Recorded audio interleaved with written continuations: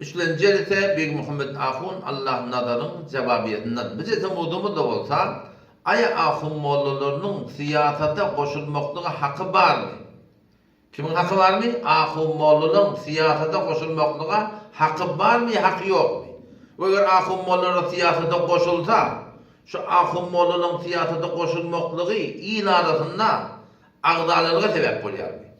Elhamdülillahi Rabbil alemin ve salatu ve selamu ala seyyidil enbiya vel mursalin ve ala alihi ve sahbihi ecmaîn. Muhterem Müslüman oğlum, yeni gelip yettim şol Müslüman doğumlu Beyg Muhammed Ahun Allah nadarın men hakkımda reddiye deyip alem cahana internet üstünden paylaşan videonun bir bölük kurulunu açıklamaklığa.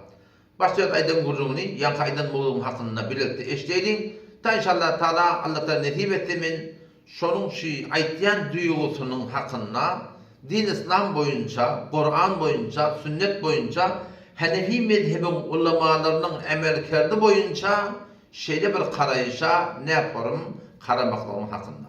Şöyle yakaydın ve mevzuun hakkında bir böyle kurunu koyup verin. Inni gelsek bu ahunun gurrunlarına. Birinci bilen ahun mollan siyasata koşulmağa hakkı yok. Sen siyasatçı del. Siyasetten tecrüben yok. Senin uğrun del bu. Devlet işleri senin menin fikredişin yali yoramaya. Akıllı adam bilmeyen, düşünmeyen zadına koşulmaya. Ahun olsun, bolmasın, kim bolanına da her kim siyasete koşuluverse halkın içinde ağzalalığa sebep bolýar. Emma video koyup akıllı sırap halkı hükümete karşı kuşkurmağa hiç kimin hakkı yok. İnelekem aydan gurrunu bilirdi eşittik. Baştan yani şeyde bir duyguyunun İslam dinimiz boyunca, Kur'an boyunca, sünnet boyunca doğru değerliğine sadece bir yol koyup edin mi diye. O da şu ki internette siz search edin. İnternette bir soru yazın, Google'de ya Kur'an'da bir soru yazın, sonra da şeyle yazın. Din ayrı, hükümet ayrı diyen duyuğa İslam boyunca nemat koyuluyor. Din adamlar ayrı olmalı. Hükümetin adamlar ayrı olmalı. Din adamları hükümet uğra koşuşmaklık hakkı yok. Koşulmalı değil diyen duyuğa İslam dinimiz boyunca bir bütün ummet İslam'ın muhakkıkları şeyle bir duyuğa nemat taktırılır Müslümanlık oldum. Ona sekular diye. Cevap ne mi çıkar? Sekularizm, sekular diye ayırırlar. Sekularda şol bir adamlar iki dinin adamları, diyanatın adamları, hükümetleri işi olmalılar. Asal hükümetin uğurda ayrıtını ne aytýarlar? O diyanatın uğru ayrıtını ne aytýarlar? Diyanat uğrunun hükümetlere koşuşup olan kaptanın beytme şey etmek diyen atan hakkı yok diyen duyguyunu orta oklaptırlar. Ve şuna Cenab-ı Beyg Muhammed Ahun Müslüman doğunum, şuna sekularizm diye, sekular diye. O şeyde bir duyguyu din İslam'da %99 ters değil. Bir ki %100 ters Müslümanlık oldu. %100 ters tutturan dadı. Gelip de suratını ağzını doldurup da varahim beyde bir dağıt etmekliği hakkı yok deyip millete talim vermekte Müslümanlık oldum. Şu bir ne kadar bir ulukan bir günahkarçılık yani. Şu koyda dikkat edin o da bizim siyasetimiz Müslümançılıkta. Müslümançılıkta bizim siyasetimiz fark etmeye. Müslüman padişahlar olsun, Müslüman vezirler olsun, Müslüman fermandarlar olsun. Bizim Müslümançılıkta siyasetimiz aynı diyanatımıza göre olmalı. Ve bizim diyanat deyip alıp barayan yolumuz hiç vaqtta siyasetimizde ters olmaklık hakkı yok yani. İşte ikisi de aynı yani ikisi de bir zap bulup barakip ev oturulmazlar.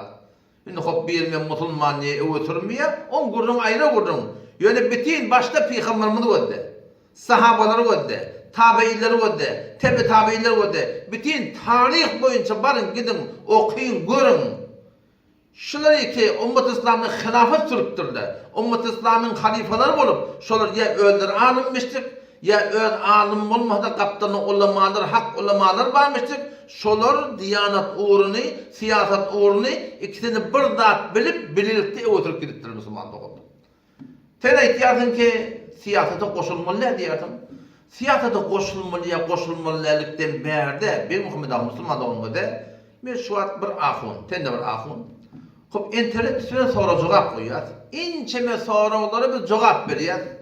Fark etmeyin o ahun olsun, molla olsun, her kim olsun. O adamın uğru bir değil. İşi yani siyaset değil. Ama ayda yılda gelip bir siyaset uğruna burada sorulanına, şu soruğa cevap verilenine, şuna siyasete girmek deyip at takmak doğru mu? O şol siyasete cevap verilenine milleti, devletin tersine kuşkürmek demek doğru Müslüman doğru. Böyle bir duygu hiç hatta doğru başarmıyor. Çünkü ulemanın vazifesi, Peygamber'in sözü var. Men su'ile an ilmin diptir Peygamberimiz. Haysi bir adam, bir ilimden sorulsa, falanlar İslam boyunca doğru mu?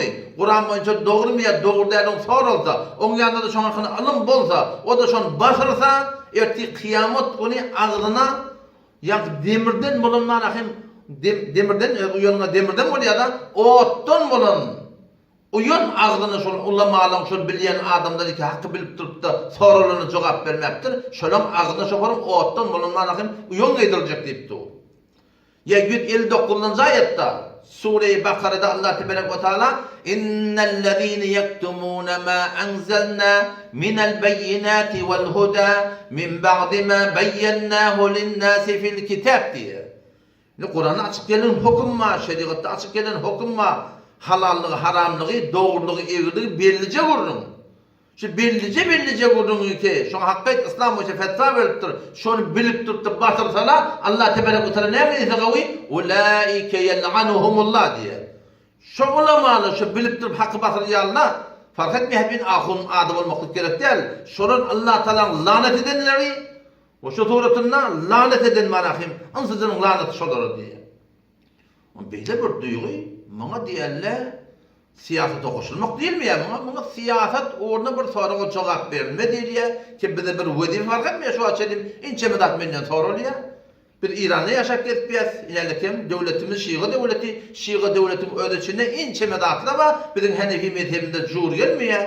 Sorulu ya ben cevap veriyor. İlerlekim Kerbela piyade gitsen doğru mu ya doğru değil mi? Ayrıca videom var. Mezhep boyunca doğru değil fetva verdik. Ya siyg etmek doğru mu doğru değil mi? Mezhep boyunca doğru değil diye ayttık.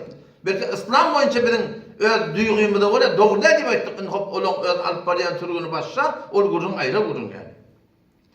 Yani elikim Afganistan'ın siyasetinin hakkında soruluyor. Pakistan'ın siyasetinin hakkında soruluyor. Yahud'un siyasetinin hakkında soruluyor. Haysi bir duyguları ki şunun hakkında bizden sorularına, şu soruğu bir encamı vazife deyip siyasete koşulma değil mi? Şu suretinde milleti, devletin tersine bir kuş görme değil mi? Bir soruğa cevap verme deyip, bu şeriat boyunca vazife deyip şuna cevap verilenine, benim konakon şuna siyasete koşulma değil ya. Buna siyasete koşulma değil ya. Şimdi barayla siyasete koşulmalı olsun önüne. Siyasete koşulmakın manası ne mi? Siyasete koşulmakın manası, ahundur, molladır, karısıdır fark etmiyor. Şu hükümetin adamlarının kaptanına bilecek olup, şöyle böyle bile yaşap, şöyle bile oturup durup, külün hükümet uğru, şöyle siyaset uğru koşulsup da, şöyle bile kadam celete, meclis bolmaklığa, şuna diyerler siyasete koşulmaklık. Köpünde geldi bir ahun, bir molla, bir Müslüman padişahın kaptanından, şu suretinde, şu siyasi uğruna koşulanına, şeyle burada İslam dinimizde ters mi? Kur'an'ımızda ters mi? Şeriatımızda ters mi? Eğer şeyde burada da ters demeli olsa, o Peygamberimiz de ne diyecek onu? Meğer Peygamberimiz hükümet kurmadı mı? Hükümet kurmaklığı meğer siyaset gerek değil mi? Meğer sahabalar Peygamberimizin kaptanına, şu hükümetinin kaptanına kömekçi olup da, şu hükümetin İslam'ın kurmaklığına kömekçi olmadılar mı? Şuna siyasete koşulmak değil mi ya da ne diye? Meğer 4 halifamız hükümet kurmadılar mı? Meğer tabi'in, tabi'in, arka var. Yani Abbasi halifeler oldu. Umayyi halifeler oldu. Osmaniler oldu. Gazneviler oldu. Şu suretinde var rahim. Ol ya Eyyubiler oldu. Bütün ümmet İslam'da hemişe padişahlık bulup duruptur. O şu padişahlıkla kaptanına şöyle ye padişahımı Müslüman padişah olup da alınmıştıklar. Alın olmasa kaptanına hakkani ulemalar varmıştık.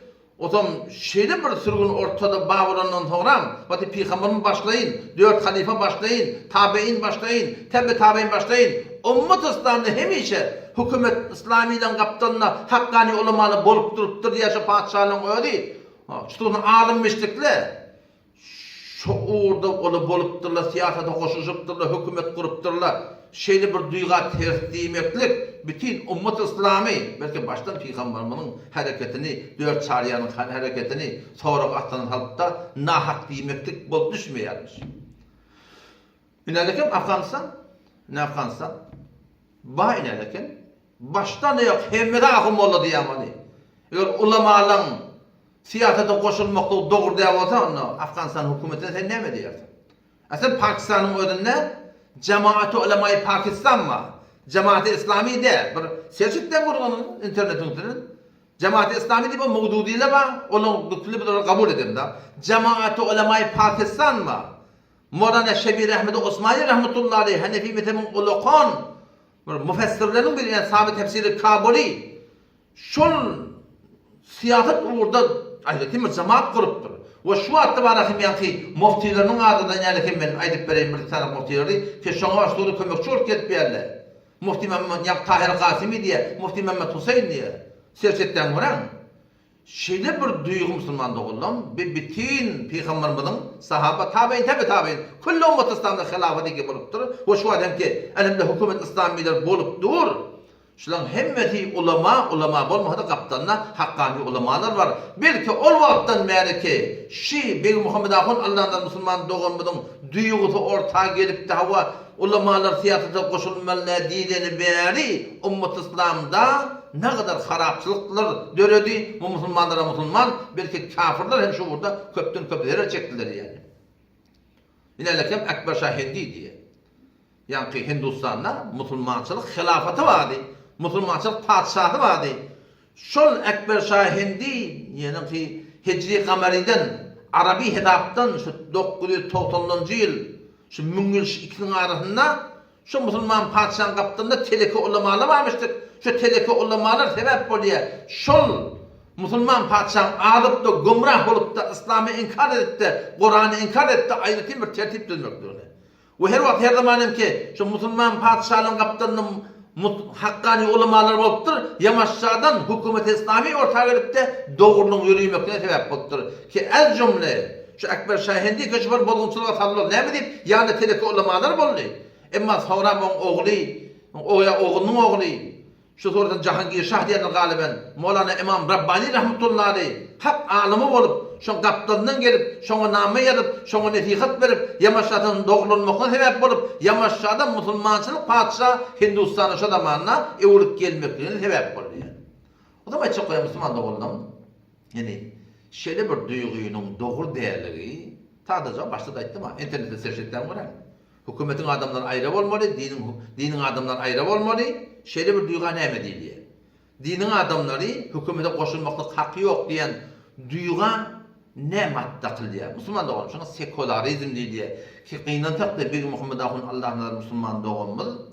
Şu mevzuda yanlış yar. Ve belki bunu gelip de bırakayım bir koltuğa karşı salma. Hükümetin tersine milleti köşüryen giymektir.